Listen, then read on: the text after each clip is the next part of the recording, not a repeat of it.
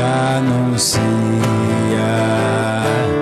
a paz. Como são belos os pés do mensageiro que anuncia o Senhor. Ele vive, Ele reina, Ele é Deus e Senhor. Ele vive, aleluia, Ele reina para sempre. Ele é Deus e Senhor. O Senhor esteja convosco. Ele está no meio de nós. Proclamação do Evangelho de Jesus Cristo, segundo Marcos. Glória a vós, Senhor. Naquele tempo, Jesus chamou os 12 e começou a enviá-los 2 a 2, dando-lhes poder sobre os espíritos impuros. Recomendou-lhes que não levassem nada para o caminho, a não ser um cajado, nem pão, nem sacola, nem dinheiro na cintura. Mandou que andassem de sandálias e que não levassem 2 túnicas. E Jesus disse ainda: quando entrardes numa casa, ficai ali até vossa partida. Se em algum lugar não vos receberem, nem quiserem vos escutar, quando sairdes, sacudi a poeira dos pés como testemunho contra eles. Então os 12 partiram e pregaram que todos se convertessem. Expulsaram muitos demônios e curaram numerosos doentes, ungindo-os com óleo. Palavra da salvação. Glória a vós, Senhor. A nós esse divina luz. A nós esse divina luz. Em nossas almas acender o amor de Jesus, o amor de Jesus. Louvado seja nosso Senhor Jesus Cristo Para sempre seja. e a sua mãe, Maria Santíssima. Meus irmãos, minhas irmãs, hoje nós estamos celebrando um grande santo da igreja, um Marte, bispo e Marte, São Brás. Nós certamente já ouvimos dizer que São Brás é o protetor contra os males da garganta.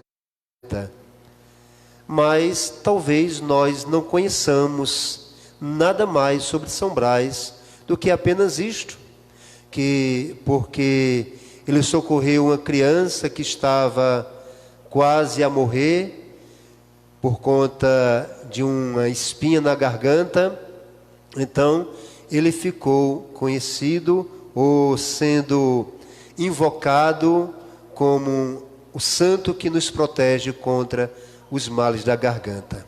Mas, meus irmãos, muito mais do que isto, quando nós olhamos para os santos, de modo especial para os mártires da igreja, nós cristãos do século 21 deveríamos ter vergonha de dizer que somos cristãos, porque de fato estes mártires, essas testemunhas de nosso Senhor Jesus Cristo, com a própria vida testemunharam o seu amor por Jesus.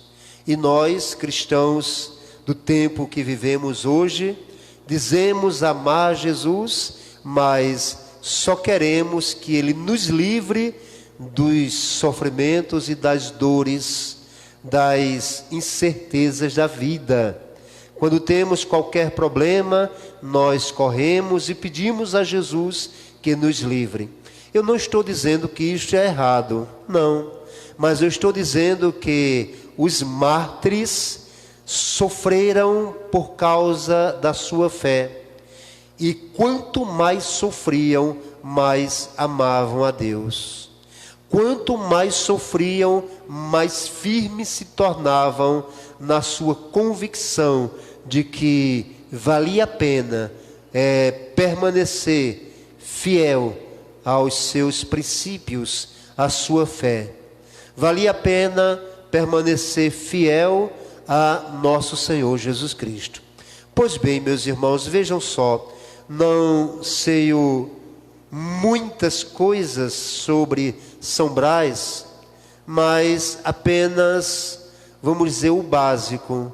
São Brás, ele viveu lá na Armênia e por volta do ano 320 ele foi martirizado, ele foi morto por causa da fé, por causa de Jesus. Era um bispo muito fiel, mas o que conta a história é que São Brás, como muitos mártires, no momento de morrer, os carrascos quase que não conseguiam matá-lo.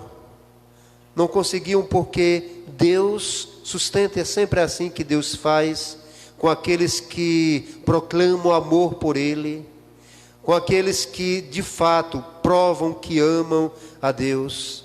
Então, São Brás inicialmente foi amarrado em um tronco e ali teve o corpo esfolado, completamente esfolado. Mas apesar disto, ele não morreu. Milagrosamente ele não morreu. E então o carrasco, os carrascos decidem matá-lo afogado, jogando dentro do rio, na situação que já estava tudo rasgado. Mas milagrosamente ele não morreu. Nosso Senhor o livrou da morte naquela ocasião. Por que que Deus age desta forma com os mártires? Quase todos os mártires são assim. É como se Deus estivesse dizendo: vocês não podem matar o meu servo, vocês não podem matar o meu santo. E depois que os carrascos já estão, vamos dizer, cansados, sem saber como agir, então Deus então permite, como que aceitando o sacrifício da vida daquele santo, daquela pessoa que, apesar dos tormentos, apesar dos sofrimentos indizíveis, permanecem testemunhando a sua fé e o seu amor por nosso Senhor. Então, por fim, Deus permite. Então, com São Brás foi assim: foi esfolado, depois jogado no rio. Se teve outras torturas, eu não sei, mas por fim Deus permitiu que ele fosse decapitado, ou seja, teve a garganta cortada, teve a cabeça cortada. Parece uma ironia, parece uma contradição, né? Aquele que nós invocamos como protetor dos males da garganta, teve a sua garganta cortada. Mas, meus irmãos, minhas irmãs, com Deus é assim, né? Com Deus é assim. Então, nós precisamos nos perguntar: como eu estou testemunhando a minha fé em Deus? Vejam, na liturgia de hoje, nós ouvimos, por exemplo, a primeira leitura do livro dos Reis, onde Davi, no leito de morte, chama o seu filho Salomão e dá os conselhos para ele. Veja, ele diz: vou seguir o caminho de todos os mortais. E diz para o filho: ser corajoso e porta-te como um homem. Observa os preceitos do Senhor teu Deus, andando em seus caminhos, observando seus estatutos, seus mandamentos, seus preceitos e seus ensinamentos, como estão escritos na lei de Moisés. E assim serás bem-sucedido em tudo o que fizeres e em todos os teus projetos. Vejam, o rei Davi está dando para o seu filho as últimas instruções, dizendo para ele o único jeito de ser feliz neste mundo, de ser bem-sucedido nesta terra.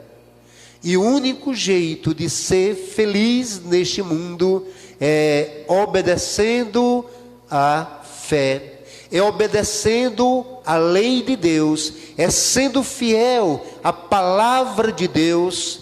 Vamos dizer, traduzir para nós, é viver com radicalidade e com autenticidade a nossa fé, não desviar da fé por nada.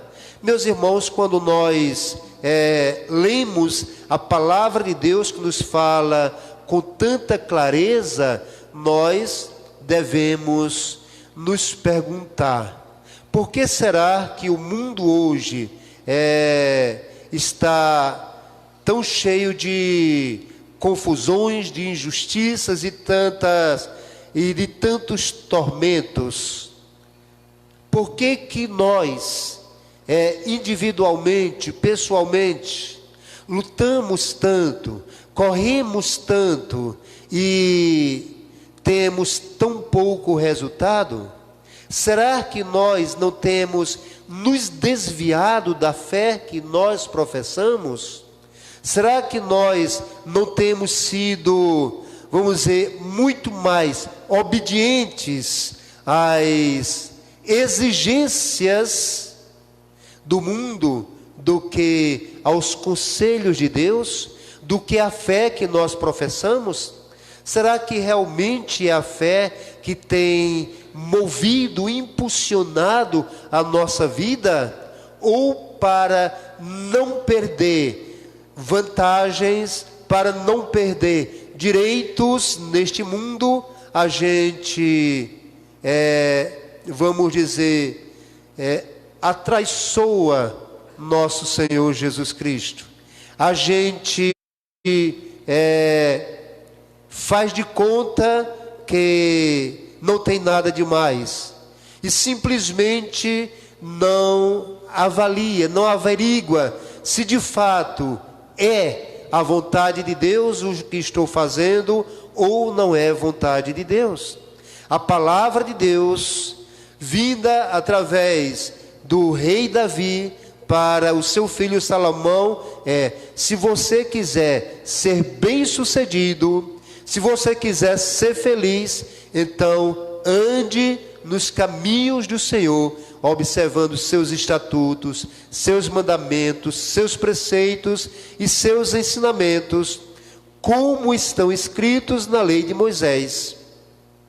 Então, é este o conselho, ou é esta a forma de sermos felizes. Não é, vamos dizer, desviando da palavra de Deus, não é usando de, vamos dizer, em determinadas situações, usando de mentira para se dar bem em alguma situação. Isso é desvio. Nosso Senhor já nos disse que o pai da mentira é o demônio. Então, o cristão não pode ter nenhuma conivência, não pode ter nenhuma, como a gente poderia dizer, nenhuma abertura para a mentira, porque Jesus Cristo disse que Ele é a verdade.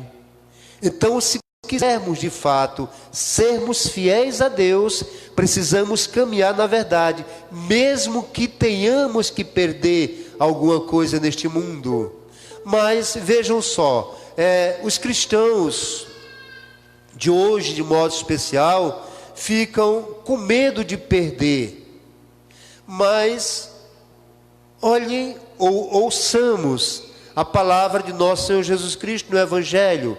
Por exemplo, ele enviou os seus 12 apóstolos e os enviou 2 a 2. Os enviou com uma ordem bem determinada, com uma ordem bem clara.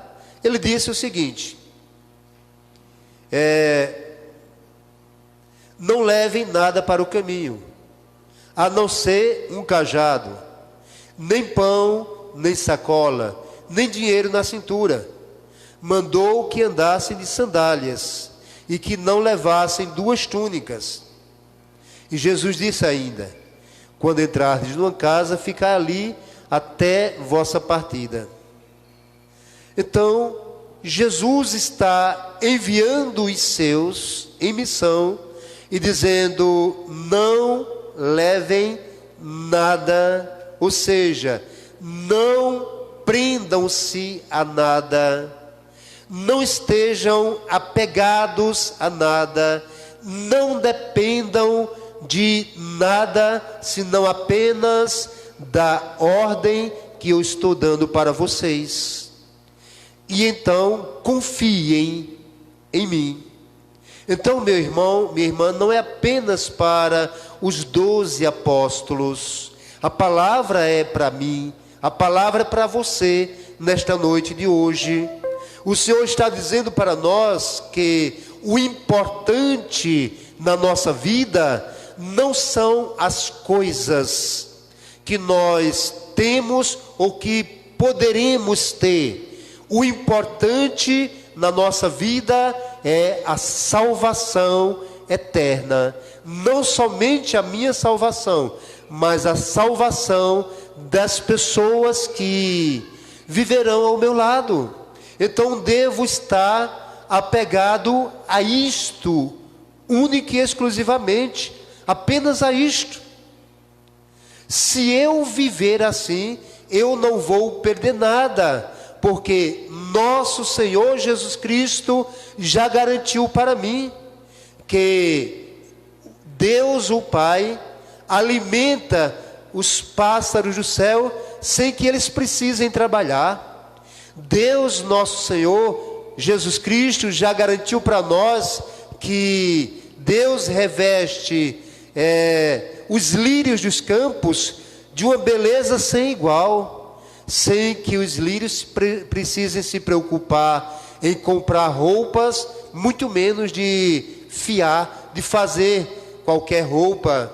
Então, se nós estamos apegados às coisas, é por isso, meu irmão, que nós não desfrutamos da felicidade verdadeira. A nossa vida neste mundo é cheia de, poderíamos dizer, cheia de tantos problemas, cheia de tantas angústias, cheia de tantas preocupações, e a gente gasta a vida inteira correndo atrás do prejuízo, e a gente gasta a vida inteira querendo resolver os problemas. Aí à noite a gente lembra que tem uma adoração, e então a gente tira uma horinha e a gente vem na adoração, a gente vem na missa, a gente recebe Jesus. Muito bom, muito bom, mas, meus irmãos, nossa vida deveria estar livre da maioria dos problemas que nós temos hoje, se nós tivéssemos este desprendimento que Jesus nos aconselha. Não esteja apegado a coisa alguma, nem ao que você vai vestir, nem ao que você vai comer. Esteja apegado apenas a esta certeza: eu fui criado para a eternidade, eu fui criado para o céu. E daí Deus provê todas as necessidades da nossa vida. Ele vai abrindo as portas que se fecham para aqueles que confiam. Ele vai abrindo as portas que se fecham para aqueles que de fato lhe obedecem. Então, meus irmãos, Jesus enviou os 12 e eles foram com estas recomendações dadas por nosso Senhor. E exatamente porque eles obedeceram, eles constataram a autoridade que estava na palavra deles, a autoridade que repousava no anúncio que eles faziam. Eles não fizeram grandes pregações, eles simplesmente saíram dizendo para o povo que se convertessem, convertam-se. E à medida que eles anunciavam isto, os doentes que eles encontravam, eles curavam. As pessoas atormentadas pelo maligno que eles encontravam, eles expulsavam o maligno, libertavam as pessoas. E voltaram para Jesus felicíssimos. E o Evangelho termina dizendo que eles curaram também muitos doentes, ungindo-os com óleo. Ou seja, nós podemos dizer, já com os discípulos de nosso Senhor Jesus Cristo, estava sendo ministrado o sacramento da unção dos enfermos. Sacramento este que é para a cura e não para a morte, como algumas pessoas ainda pensam hoje em dia. Se alguém estiver doente e chamar o padre lá na cabeceira do doente, pode se preparar que o doente vai morrer. Não, não é assim. O padre é ministro de Deus e ele leva a cura para aqueles que creem. Jesus os enviou para isto, para ungir os doentes. E à medida que eles ungiam os doentes eram curados. Meus irmãos, a história não mudou. Não, porque essa história foi contada e planejada e, elaborada por Deus, para ser como foi no princípio, agora e sempre. Amém.